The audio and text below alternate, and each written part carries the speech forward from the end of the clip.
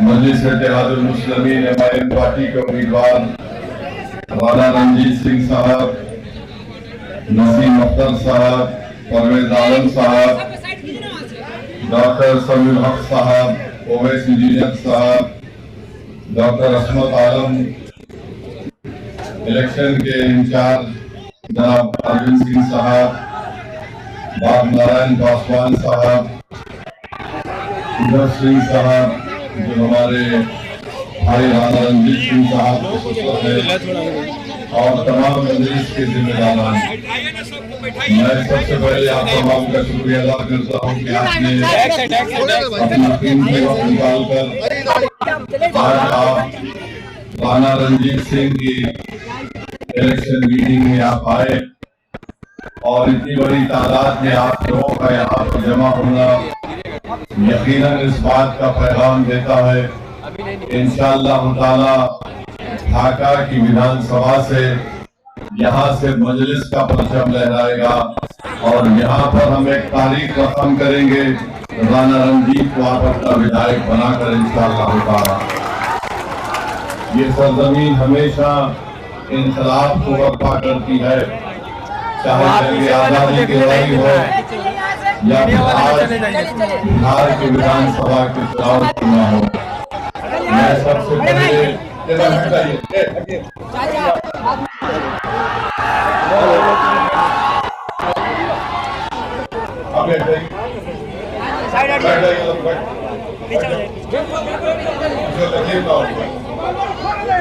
आपको आराम से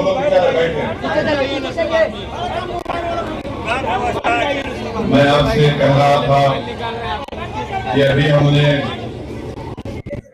मौजूदा विधायक के गांव में वजीउल हक साहब को उनकी बेंचिंग की गई और राणा रणजीत सिंह साहब ने हम तमाम के सामने खड़े होकर ये कहा कि एमआईएम पार्टी वजीउल हक साहब की कत्ल के ताल्लुक से इंसाफ चाहती है और हम पूछना चाहते हैं मौजूदा विधायक से कि जिन मुलजिमीन को गिरफ्तार किया गया वो तमाम के तमाम आपके करीबी साथी हैं, इसलिए उनकी भी जिम्मेदारी आयद होती है कि वो वजीउल हक साहब को जो मारा गया उन लोगों को अपनी पार्टी से निष्कासित करें, निकाले ताकि इंसाफ का एक पैगाम जा सके।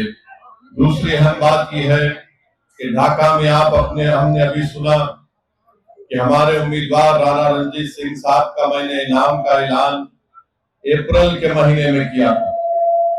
आज हम अक्टूबर के आखिर में आ चुके हैं, तो मुझे उम्मीद है कि हमने आप पर एतमाद करके जो राणा रणजीत के नाम का ऐलान किया, आप लोग जरूर अपना एक वोट 6 तारीख को 11 तारीख के दिन आप राणा रणजीत के हक में पतंग छाप पर बटन दबाकर अपने इत्तेहाद का सबूत देंगे। ढाका विधानसभा में जो नेपाल से बॉर्डर लगा हुआ है, अगर आप राणा रणजीत को कामयाब करेंगे, मैं आपसे वादा कर रहा हूं कि यहाँ पर जो डीजल की और फर्टिलाइजर की जो स्मगलिंग होती है इंशाअल्लाह ताला वो स्मगलिंग रोकी जाएगी जो बीजेपी के विधायक ने नहीं रोक पाया। आप अगर 11 तारीख को पतंग छाप के निशान पर बटन दबाकर राणा रणजीत को कामयाब करेंगे तो मैं आपसे वादा कर रहा हूं कि ढाका में जो यहाँ पर बस स्टैंड नहीं है, इंशाअल्लाह उस बस स्टैंड को बनाया जाएगा।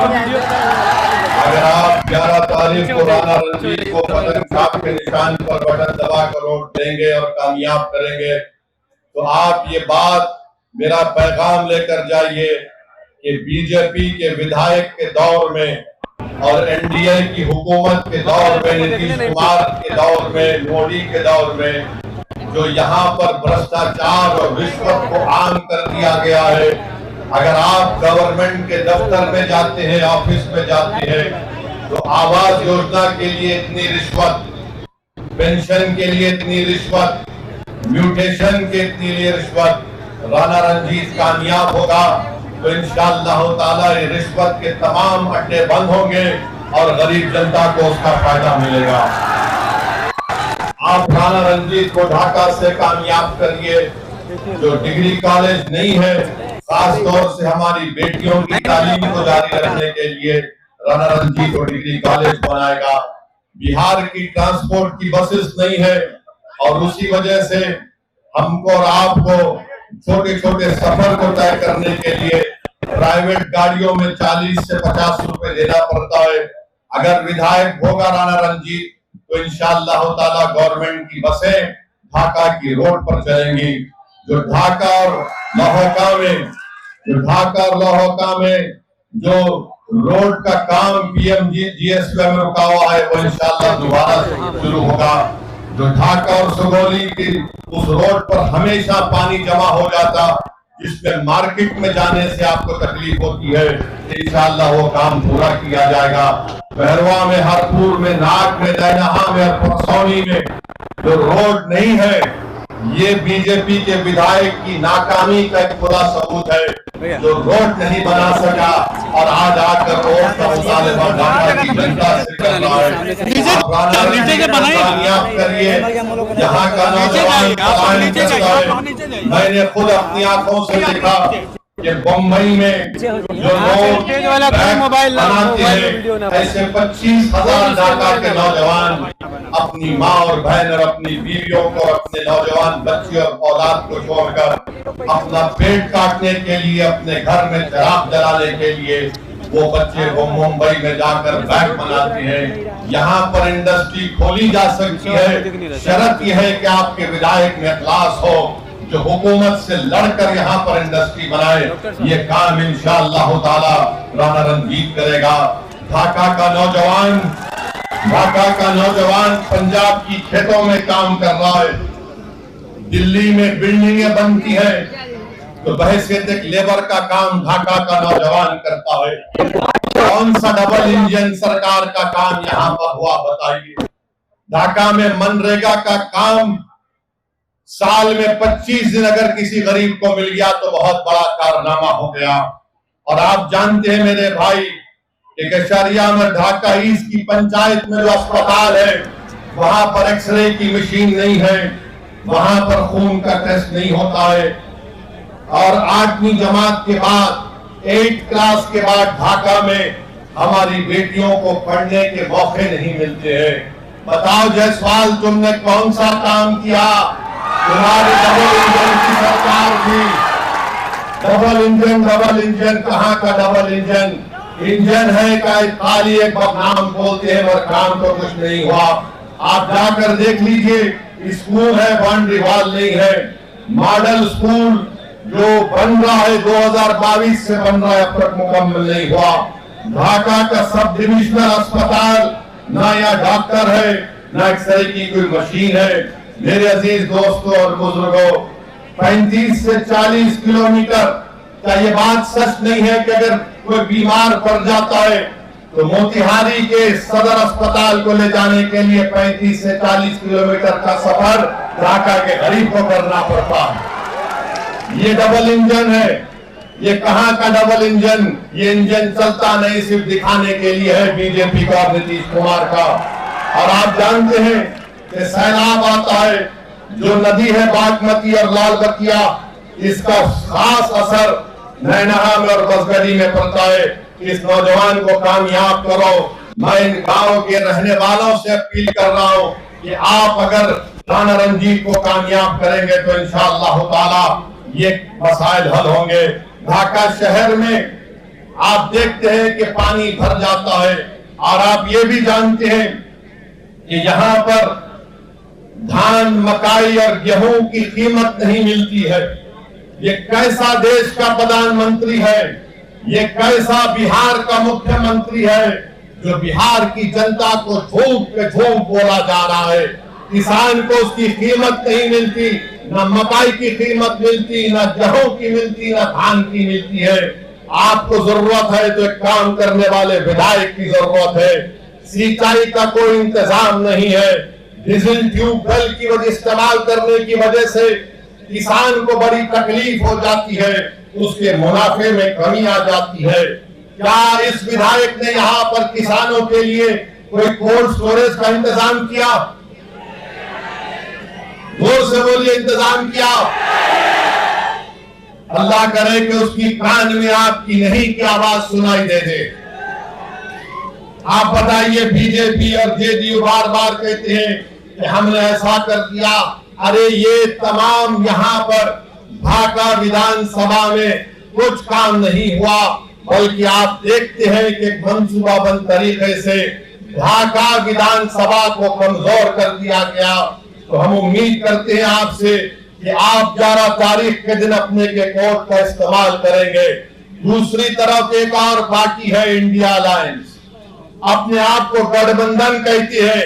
अब गठबंधन की हकीकत ये है कि जो हमारे वीआईपी पार्टी के लोग हैं, अभी इलेक्शन शुरू नहीं हुआ तो उनके जिम्मेदार ने कह दिया कि बिहार में हमारा मल्ला समाज की आबादी 3% है और हमारा उप मुख्यमंत्री होगा। मैं आपसे पूछना चाहता हूं, अगर मल्ला समाज जो 3% की आबादी है और वो तेजस्वी के बाजू बैठकर कहता है कि हम उप मुख्यमंत्री होंगे, मैं ढाका की आवाम को और बिहार की जनता को और खास तौर से वो 17% अल्पसंख्यक समाज को एक पैगाम दे रहा हूं।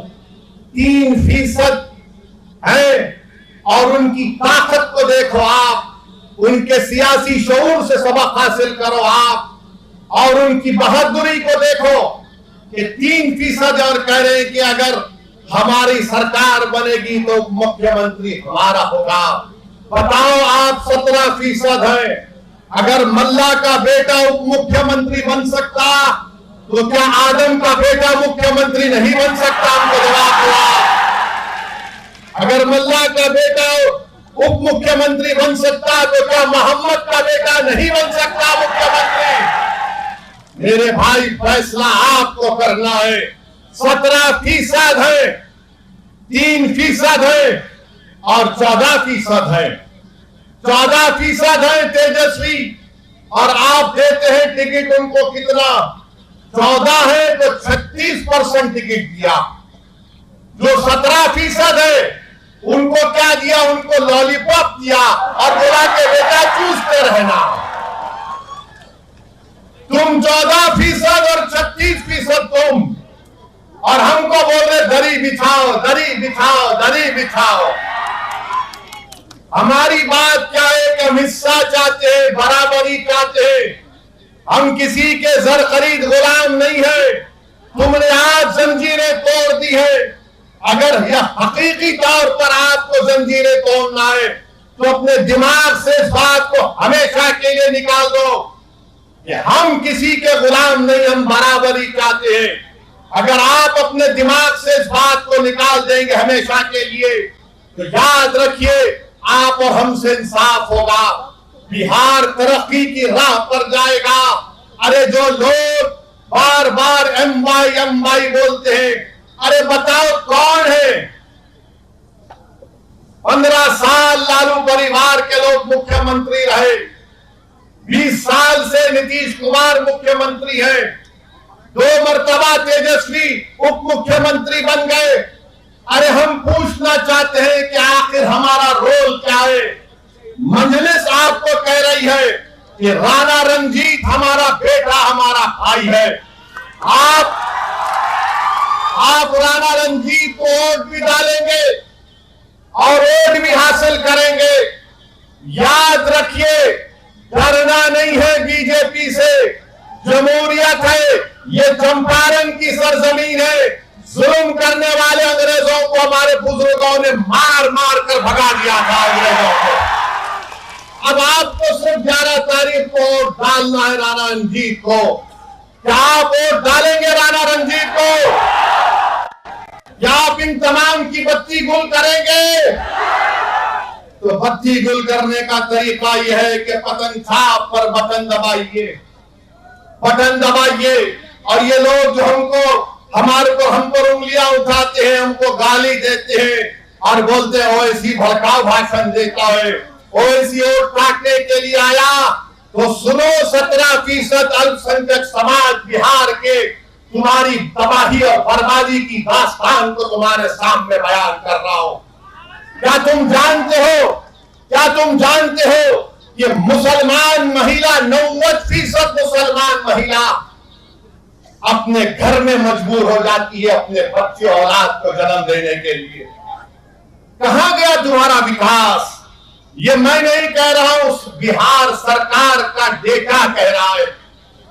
बिहार सरकार का डेटा कह रहा है 28% लोग बिहार के पलायन करके चले जाते हैं, जिसकी वजह से बिहार के 30 से 50% घर अपने बेटे से, अपने बाप से, अपनी औलाद से, शौहर से महरूम हो जाते हैं। यह विकास है? यह तुम्हारा डबल इंजन की सरकार है?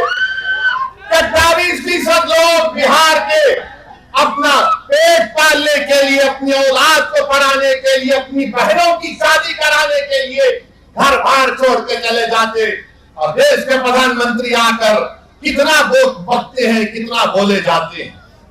मेरे अजीज दोस्तों और बुजुर्गों, मैं आपको बताना चाह रहा हूं कि बिहार में नीतीश कुमार की 20 साल की सरकार और 15 साल की राजद की लालू परिवार की सरकार, वो पहला जंगल राज था, ये दूसरा जंगल राज चल रहा है। इन दोनों जंगल राज से बिहार को छुटकारा दिलाना। क्या आप इस जंगल राज को खत्म करेंगे? अगर आप जंगल राज को खत्म करने का इरादा कर लिए तो यकीन जानिए बिहार अपनी तरक्की की ऊंचाइयों तक पहुंच जाएगा।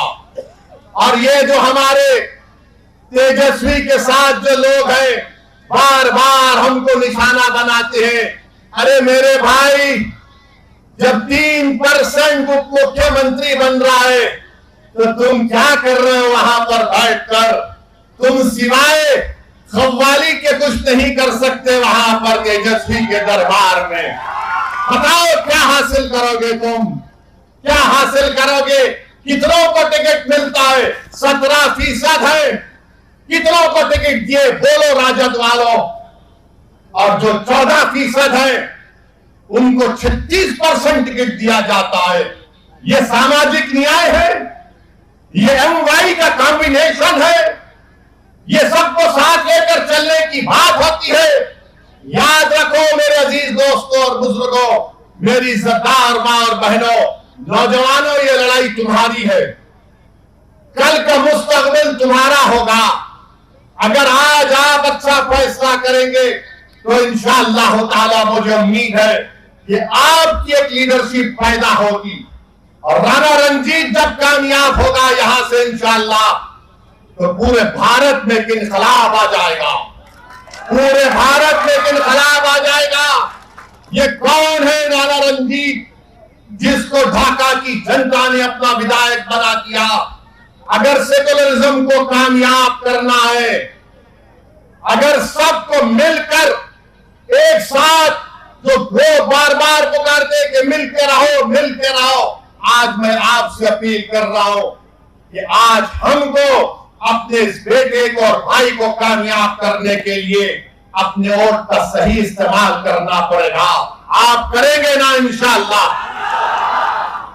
हाँ, एक बात याद रखिए, जब महात्मा गांधी यहां पर आए थे और नमक का एहतजाज शुरू हुआ था, उस नमक के साल्ट एजिटेशन में हमारे बुजुर्गों ने हिस्सा लिया था।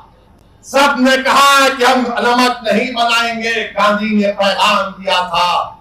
मगर आज जो गांधी के साथ नहीं थे, आज बिहार में खड़े होकर कह रहे हैं कि नमक हराम है। हम, अरे तुम तो गांधी के साथ नहीं थे, तुम अंग्रेजों की नमक हलाली कर रहे थे और हम वतन से मोहब्बत के मुजाहरे कर रहे थे। आप ये बोलते हैं। और दूसरा ये है कि अमित शाह बार बार बोलते हैं नहीं नहीं घुसपैठी को निकालेंगे। अरे घुसपैठी कहां है? 65 लाख नाम इलेक्शन कमीशन ने निकलवा दिए, फिर और 3.5 लाख नाम निकाल दिए। कितने घुसपैठी निकले? दो। अमित शाह, मोदी, हम आपको कह रहे हैं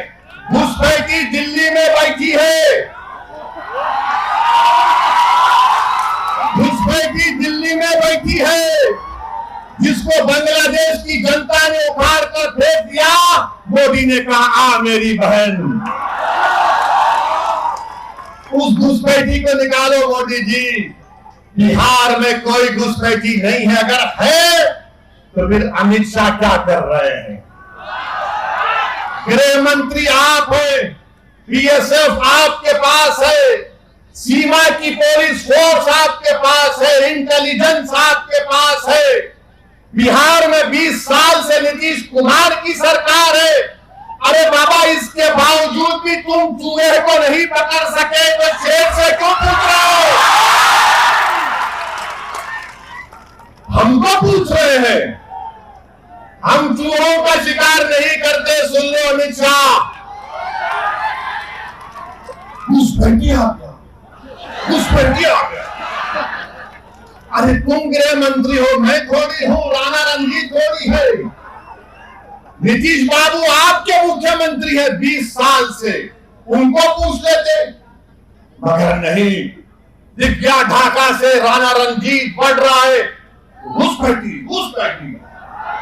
बहरहाल मेरे अजीज दोस्तों और बुजुर्गों, हम आपसे अपील कर रहे हैं कि अपने इत्तेहाद को मजबूत रखिए।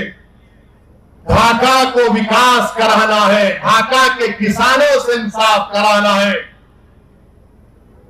तबाह और बर्बाद हुई फसल लाकर किसानों ने हमको दिया, अल्लाह ही जानता है उनके दिल पर क्या गुजर रही होगी कि आज उन्होंने अपनी फसल जो बर्बाद हो गई उसको लाकर दिया।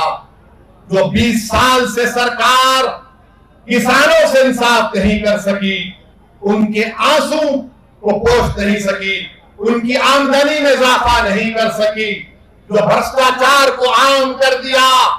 मोदी कहते ना खाऊंगा ना खाने दूंगा, मगर बिहार में जितना लूटना है लूट लो। आप बताइए, इन तमाम चीजों को खत्म करने के लिए आपको जरूरत है, ढाका की जनता को जरूरत है। 1 साल नौजवान को कामयाब करिए, और ऐसा आदमी जब कामयाब होगा तो दुनिया मजबूर हो जाएगी कहने के लिए कि यही हकीकी मानों में ये सेकुलरिज्म की और भाईचारगी की कामयाबी है।